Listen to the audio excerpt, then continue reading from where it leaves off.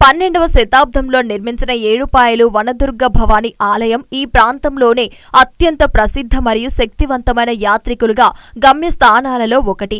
ఇది కనకదుర్గా దేవికి అంకితం చేయబడింది. పచ్చని అడవి మరియు డెన్ లోపల సహజ రాతి నిర్మాణాల మధ్య ఉన్న సుందరమైన మందిరం ఇది.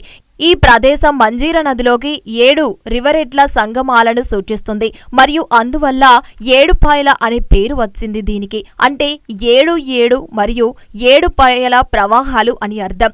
ఈ గమ్యం ఏటా 30 లక్షల మంది భక్తులను అంటే తెలంగాణ రాష్ట్రం నుండి మాత్రమే కాకుండా పొరుగు రాష్ట్రాలైన కర్ణాటక, మహారాష్ట్ర నుండి కూడా దుర్గాదేవికి పూజలు నిర్వహిస్తూ ఉంటారు.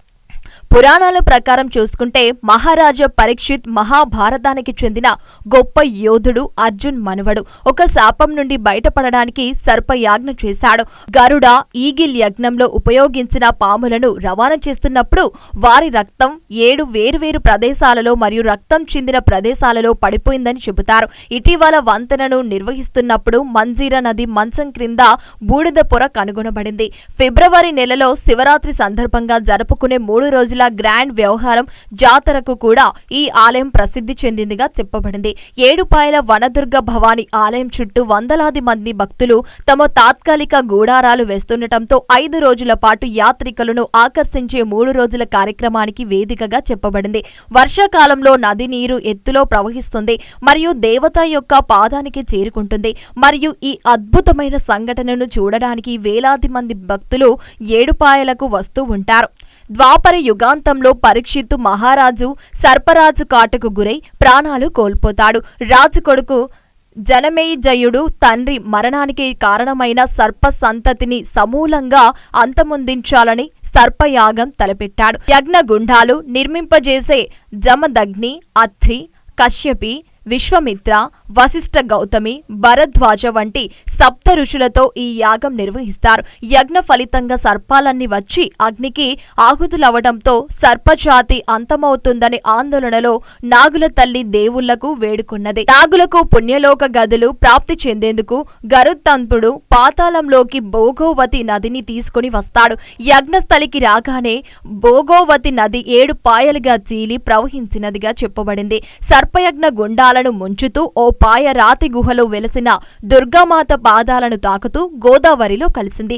7 ఋషులతో యజ్ఞం చేయడం, గంగాదేవి 7 పాయలుగా చీలి ప్రవహించడం వల్ల ఈ 7 పాయలు అని ఈ చరిత్రతో అమ్మవారికి 7 పాయల దుర్గమాతగా పేరు వచ్చింది. దేవస్థానం ఈ రోజు ప్రాతకాలం నందు అమ్మవారికి అభిషేకము, అలంకరణ, నిత్యవేదనతోటి అమ్మవారి యొక్క వచ్చిన భక్తులకు సింగూరు నీరు వదలడం వల్ల ఈ రోజు అమ్మవారి ఒక గర్భాలయము 11 గంటలకు సింగూరు నీరు వదలడం వల్ల 11 గంటలకు అమ్మవారికి మూసివేయడం జరిగింది. వచ్చిన భక్తులు ఈ సింగూరు నీరు వల్ల దాన్ని దృష్టిలో పెట్టుకొని వచ్చిన భక్తులు రాజగోపురంలో ఉత్సవ విగ్రహానికి పూజలు అందుకుంటున్నటువంటి వనదుర్గా భవానీ మాతకు మొక్కుబడులు రాజగోపురంలోనే చేసుకుని వారి యొక్క ఓడిబియ్యం కానీ ఏదైనా కానీ వచ్చిన భక్తులు అమ్మవారిని దర్శించుకొని ఈ యొక్క దేవాదాయ ధర్మాదాయ శాఖకు సహకరించాలని కోరుచు అమ్మవారి కృపకు పాత్రలు కాగలరు. వనదుర్గా భవానీ మాతాకి జై. దేవస్థానము గ్రామం నాగసాన్పల్లి, జిల్లా మెదక్ నందు దేవాలయము ఈరోజు ప్రాతకాలం నందు అభిషేకము మరియు నిత్య పూజా కార్యక్రమాలు నిర్వహించిన అనంతరము నిన్న రాత్రి సింగూరు నుంచి 10,000 క్యూసెక్లు నీరు వదిలినారని మెసేజ్ ఇవ్వడం జరిగింది. అందులో భాగంగా ఆ యొక్క వాటరు 11 గంటల వరకు దేవాలయానికి చేరుకోవడం జరిగింది. దాన్ని దృష్టిలో ఉంచుకొని దేవాలయంలో ఉన్నటువంటి హుండీలను కానీ అక్కడ క్యూలైన్లను కానీ అన్ని ఇప్పుకొని తీసుకొని వచ్చి దేవస్థాన కార్యాలయం నందు భద్రపరచడం జరిగింది. అదేవిధంగా 11 గంటలకు దేవాలయాన్ని మూసివేయడం జరిగింది.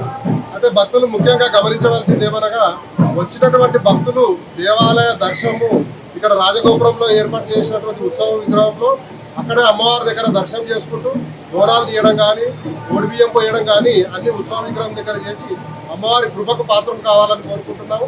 అదేవిధంగా దేవాలయానికి వచ్చే పరివాహక ప్రాంతం మొత్తం కూడా నది ప్రవాహము ఉధృతంగా ప్రవహిస్తుంది కాబట్టి భక్తులు నీటిలోకి దిగకుండా పోలీస్ సిబ్బంది వారైతేనేమి, రెవెన్యూ సిబ్బంది వారైతేనేమి, మా దేవస్థాన సిబ్బంది అందరం కూడా ఇక్కడ నిరంతరము పర్యవేక్షణలో ఉన్నాం కాబట్టి భక్తులు ఇది గమనించి నీటిలోకి దిగకుండా ఉండి జాగ్రత్త పడగలరని కోరుకుంటున్నాం. అదేవిధంగా దేవస్థానము ఎప్పుడైతే నీటి ప్రవాహం తగ్గుతుందో నీటి ప్రవాహం తగ్గిన అనంతరము ఆలయంలో పునర్దర్శనాన్ని కల్పిస్తాము. అది నీరు తగ్గడం తర్వాత తెలియజేస్తామని తెలియజేసుకుంటూ భక్తులు ఈ విషయాన్ని గమనించగలరని దేవస్థానం తరఫున మనవి చేస్తాం.